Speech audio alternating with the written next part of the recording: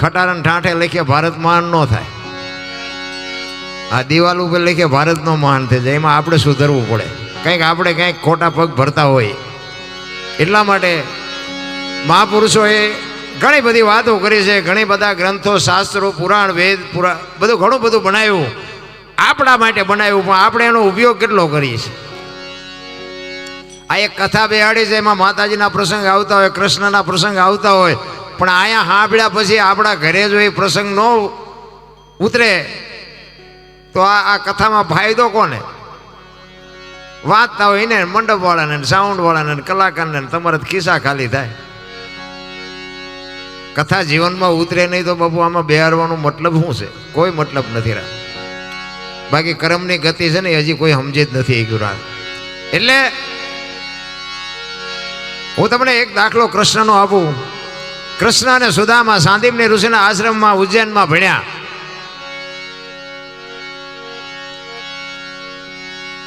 આગુ પાછું થાય ને મજા નથી આવતી.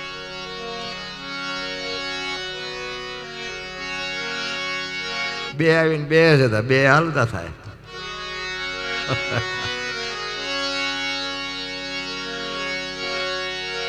જો જીયા ને બે આવ્યા. કૃષ્ણ પરમાત્મા અને સુદામા સાંદીપની ઋષિના આશ્રમમાં ઉજ્જૈનમાં બે ભણ્યા. સમય સંજોગ અનુસાર બે જણા જુદા પડ્યા. કૃષ્ણ ગયા દ્વારકા ને સુદામા ગયા પોરબંદર.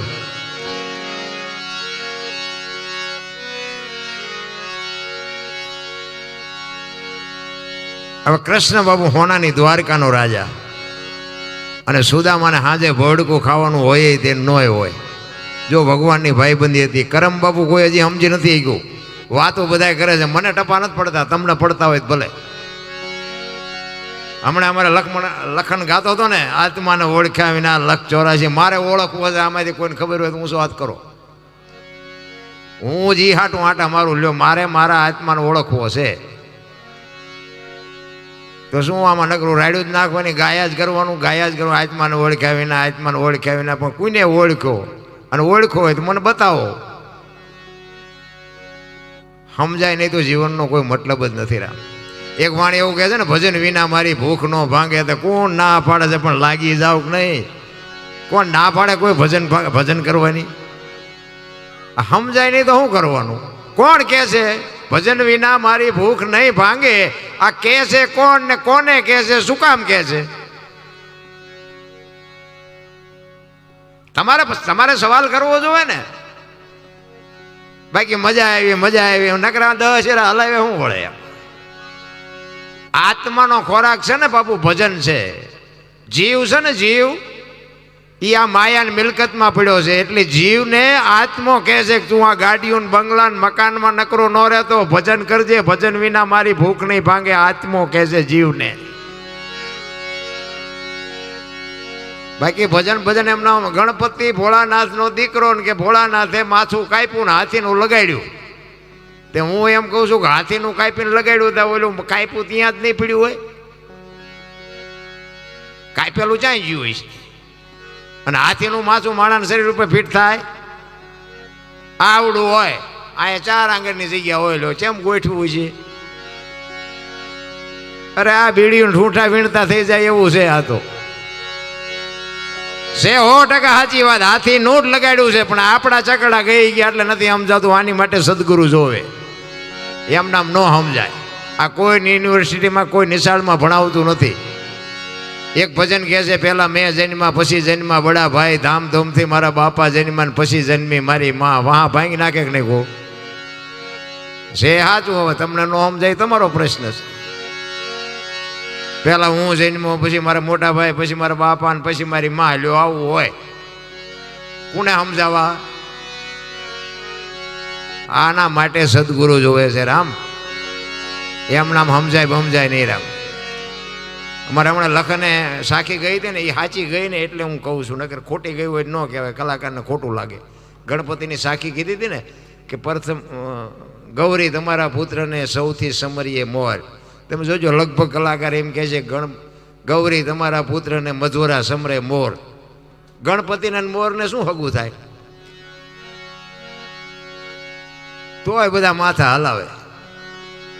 એટલે મોરને ગણપતિને કાંઈ લેવા દેવા નથી, પણ માને કીધું છે મહાપુરુષોએ કે માં 33 કરોડ દેવ છે ને, એમાંથી તારા દીકરાની બધાયની મોર અમે એની પૂજા કરશું. એટલે કીધું ગૌરી તારા પુત્રને સૌથી સમરીએ મોર.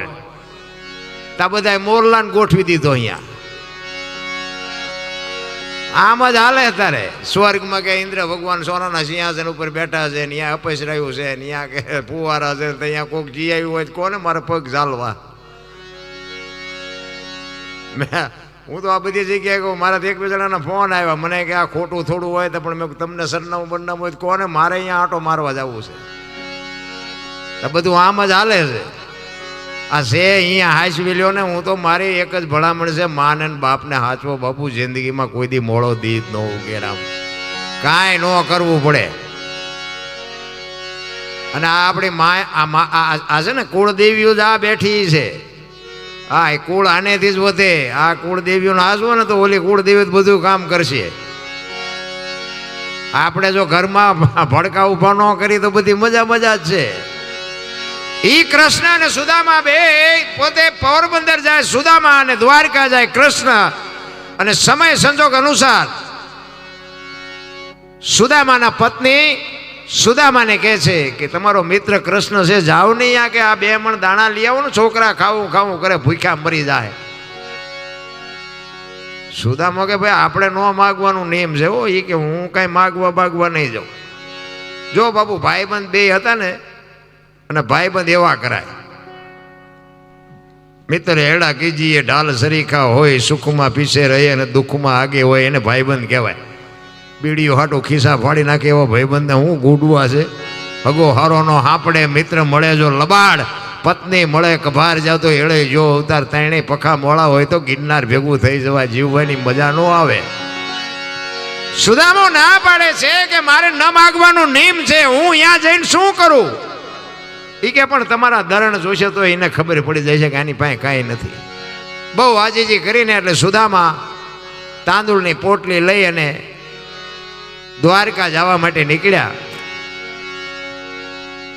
અને બાપુ તમારો સમાજ છે ને ભાઈ, હું આ તમે મને બોલાવ્યા છે ને વખાણ કરવું એવી વાત નથી, પણ મનસુખ બાપાએ વાત કરી એમ રામબાઈમાં, ભોજા બાપા મકવાણા, ભીમા બાપા ગરણિયા, બાપુ અમારા દરબારો નહીં, અમે તો એના ઋણી છીએ. ભલામણા તમારા સમાજના અમે ઋણી છીએ. અમારા કામ માટે જેને બાપુ બલિદાન આપ્યા છે, ખરેખર હું તો દિલથી સલામ કરું છું. ભાવનગર ઠાકોર સાહેબની એક ભીમા બાપા ગરણીઓ, પાલીતાણા બાપુને બાપુ આમ સામે ન્યાયની સામે ઊભું રહેવું, એને કાંઈ લેવા દેવા નહોતું. ન્યાયની સામે ઊભા રહીને કહી દીધું કે બાપુ બેસી જાઓ ને કે આબરૂ પડી જાય છે. વિચાર કરજો, એને કોઈ લેવા દેવા નહોતું. ભોજા બાપા મકવાણા દહીસરાના પાદરમાં બાપુ, હું તો અહીંયાથી 2-3 વાર નીકળું. હું અહીંયાને માથું ટેકાવવા જાઉં. અહીંયાથી નીકળું એટલે એને માથું ટેકાવું. હજી મને આનું સાચી મને ખબર નથી આ ક્યાં છે. દેવાયત બોદલ બાપા ને એ ઉગો ને આ બધાની જે સમાધિ હોય કે દેરી હોય જે હોય, પણ મારે હજી એનું પાકું એડ્રેસ મળે એટલે મારે અહીંયા હજી જવું છે. હા, એ બાપુ એના ઋણી છે અમે.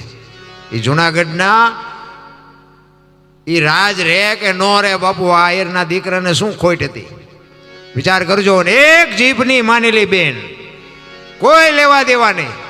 પોતાના દીકરાને હોમી દેવો બાપુ, અડીખમ આયર જેને કહેવાય. શું બાપુ આપણે એની વાત કરીએ રામ. અરે હું તો તમારા સમાજને વંદન કરું, પણ તમારા સમાજમાં કોઈક પછી મોડું છોકરું હોય તો અમને હબાકા આવે કરે. એ ભલામણા આવા મહાપુરુષો થયા ને એમાં આવી પ્રજા. હા, કોઈ હમણાં કીધું ને બાપુ, મનસુખ બાપાએ કીધું એમ સમાજની ખુમારી હોવી જોઈએ. મારું કુળ કયું, મારું ખાનદાન કયું, એની ખુમારી હોવી જોઈએ. એટલે કૃષ્ણ પરમાત્મા આ જો અખિલ બ્રહ્માંડના માલિકને મથુરાની જેલમાં જન્મે અને દુશ્મનની બીકે, કંસની બીકે ઈ વાસુદેવ મહારાજ બાપુ ગોકુળમાં મૂકવા જાય.